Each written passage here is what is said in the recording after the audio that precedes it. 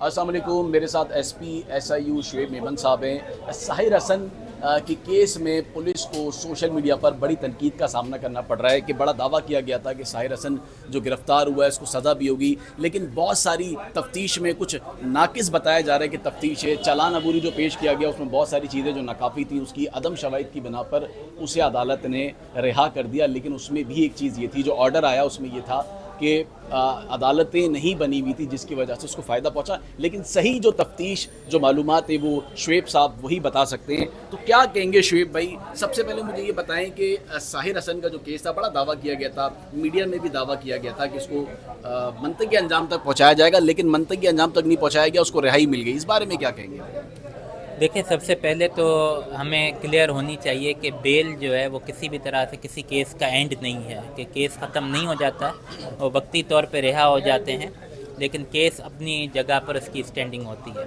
دوسری چیز، اگر بیل آرڈر کو آپ پڑھیں گے تو اس میں کہیں پر بھی جو ہے کسی بھی پوائنٹ پر انویسٹیگیشن کو نہیں لکھا گیا ہے کہ کوئی فالٹی انویسٹیگیشن ہے یا ریکوری مشکوک ہے یا جو مال مقدمہ ملا ہے اس میں کوئی پرابلم ہے، کوئی ایسی چیز اس میں نہیں مینشنڈ ہے. اس میں یہ انہوں نے لکھا ہے جج صاحبان نے کہ کیونکہ پراسیکیوٹر جنرل صاحب نے ان کو بتایا کہ عدالتیں سیکشن 30 کے تحت قائم نہیں کی گئی ہیں، جو قانون ہے نیا اس کے حساب سے قائم نہیں کی گئی ہیں اور اس میں وقت لگے گا، لہٰذا جو ہے جب تک عدالتیں قائم نہیں ہوتی تب تک جو ہے وہ بیل دی جاتی ہے ملزم کو. تو یہ جو ہے اس میں آپ دیکھیں کہ شعیب کہیں بھائی، پر آپ بھی یہ نہیں سمجھتے کہ جتنے ملزمان جو منشیات کی کیسز میں بندے ہیں، جو آپ نے بھی ابھی ایک نیٹ ورک پکڑا ہے، تو یہ تمام جتنے بھی ملزمان گرفتار ہوئے ہیں اس کیس کی بنیاد پر انہیں فائدہ نہیں پہنچے گا؟ آپ نہیں سمجھتے؟ دیکھیں، ایک پریسیڈنٹ ہو سکتا ہے کہ شاید بن گیا ہوتا، لیکن ابھی کیبنٹ کی لاسٹ ویک میٹنگ ہوئی ہے، انہوں نے اس میں کورٹس کی تشکیل کا پورا پروسیجر مکمل کر لیا ہے اور انشاءاللہ ودن 1 اور 2 ڈیز جو ہے کورٹس فنکشننگ اپنی شروع بھی کر دیں گی. تو میں نہیں سمجھتا کہ اس میں اب کوئی فردر بینیفٹ کسی کو ملے گا، کیونکہ ڈرگس ایک ایسی چیز ہے جس کے لیے پوری سوسائٹی ایز اے ہول جو ہے وہ اس کے خلاف کھڑی ہے اور اس کے خلاف مزاحمت کر رہی ہے، اور مجھے نہیں لگتا کہ اس میں کوئی بھی ناجائز فائدہ لے لیکن جائے شعیب گا. بھائی، آپ سمجھتے ہیں کہ اس کیس میں ساحر کو فائدہ پہنچا ہے عدالت نہ ہونے کی بنا پر؟ دیکھیں، فائدہ اس کو یہ وقتی ایک چیز ہے کہ وہ جیل سے نکل کے آ گیا ہے، لیکن وہ ابھی بھی ہماری سرویلنس میں ہے، ہماری بھی سرویلنس میں ہے، لوکل پولیس کی بھی سرویلنس میں ہے، اور اس سے آگے کی بات یہ ہے کہ سوسائٹی کی سرویلنس میں ہے. کوئی اس کے ساتھ اب نہیں بیٹھے گا، ان کا ایک کیریئر ختم ہو گیا ہے. تو آپ اس میں دیکھیں گے کہ مسلسل جو ہے وہ سرویلنس میں رہے گا، اور جب یہ کورٹس بن جائیں گی اس پہ اس کو پراپر سزا ملے گی، کہ ہمارے کیس میں کوئی ہم نے لیکونہ نہیں چھوڑا ہے. اچھا، آپ نے عدالت کا ذکر کیا، جو عدالت نے ڈیسیجن دیا اس میں عدالت نے لکھا کہ ملزم کو چارج فریم نہیں کیا گیا. اس بارے میں آپ کیا کہیں گے؟ نہیں، چارج فریم تب ہوگا جب عدالت بنی ہوئی ہوگی. دیکھیں، چارج فریم والی بات ہوتی ہے جب پوچھا گیا، کورٹ نے پوچھا کہ جی چارج فریم کیا گیا ہے، تو بتایا گیا کہ جی ابھی تک کورٹ کی تشکیل نہیں کی گئی ہے. یہ بھی ہماری طرف سے جواب دیتا کہ ہمارا یہ میٹر نہیں ہے، یہ میٹر پھر آگے ہوم ڈپارٹمنٹ گورنمنٹ کا ہے.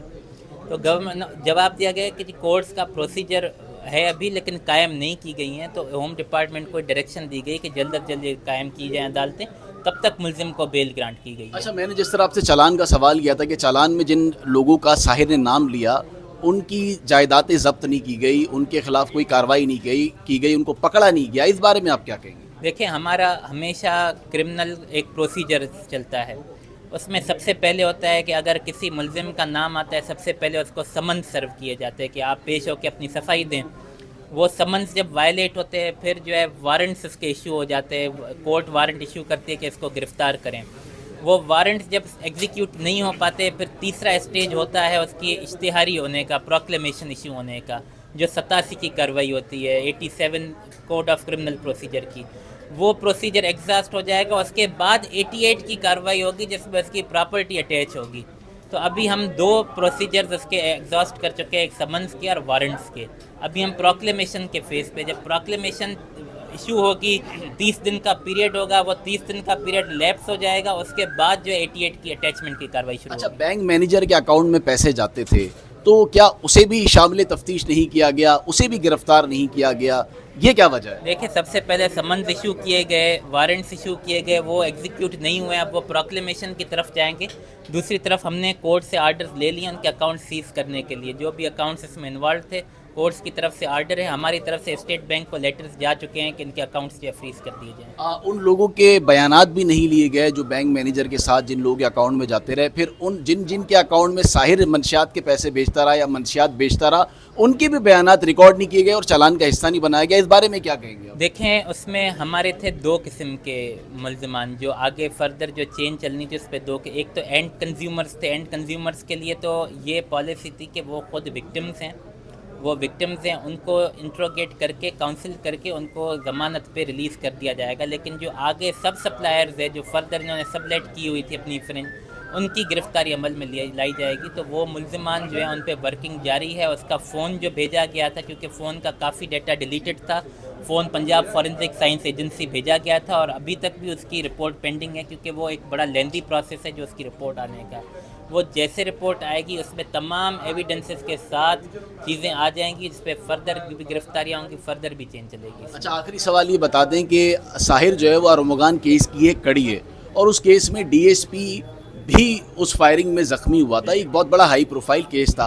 क्या आप समझते हैं कि एसआईयू ने इसमें तफ्तीश में कोई नाकामी नहीं समझते, या आप समझते हैं कि ये बेहतर तफ्तीश थी, या फिर आप समझते हैं कि कहीं ना कहीं गलतियां आपकी तफ्तीश में भी हुई हैं जिसको सही करने की ज़रूरत है? देखें, तफ्तीश का डिसीजन तो कोर्ट्स करेंगी कि तफ्तीश सही है या नहीं है, क्योंकि मैं तो अपने तौर पे कम्प्लीटली सेटिस्फाइड हूँ कि हमारी तफ्तीश में हमने कोई लेक्यूना नहीं छोड़ा है। पब्लिक को हम इस चीज़ पे छोड़ देते हैं कि पब्लिक खुद जज करे, इन इलाकों में क्लिफ्टन में जाए, डीएचए में जाए। अगर उनको मंशियात की प्रोक्योरमेंट में तकलीफ़ है, मतलब हमने एक सिग्निफिकेंट डेंट डाला है इस नेटवर्क में, लेकिन अगर आज भी वो मंशियात खुली मिल रही है, मतलब हम फेल हो गए। आप आज जाएं, ये फैसला मैं पब्लिक पर छोड़ रहा हूँ, आप पब्लिक जाए, देखिए उस चीज़ को, वेरीफाई करे कि वहाँ मंशियात ओपन मिल रही है या अब उनमें एक डेंट पड़ा है उस ट्रेन में। बहुत शुक्रिया शुएब साहब, थैंक यू सो मच।